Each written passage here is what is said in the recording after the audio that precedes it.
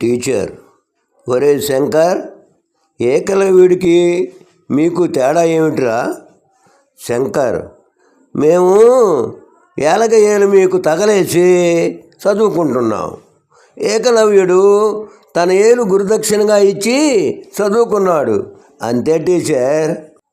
భార్య: ఏమండి, ఈరోజు ఫేమస్ ఫంక్షన్ హాల్లో మా స్నేహితురాలు కొడుకు పెళ్ళి.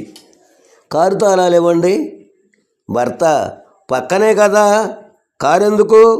భార్య: 5 లక్షల కారులో వెళితే అందరు నా వైపే చూసి మర్యాదగా పలకరిస్తారు, గొప్పగా నన్ను పొగుడుతారని.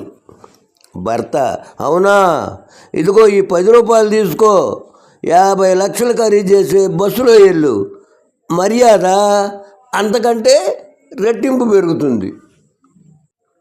టీచర్: ఒరే గోపి, ఎగ్జామ్స్ ఎలా రాసావురా? గోపి: మీరు అడిగేది ఇవాల్టి పేపర్ గురించేనా టీచర్? టీచర్: అవునరా. గోపి: పేపర్ చూసిన తర్వాత చిన్న మెదడు చితికింది, పెద్ద మెదడు పగిలింది, టోటల్గా బ్రెయిన్ ఏడెక్కింది.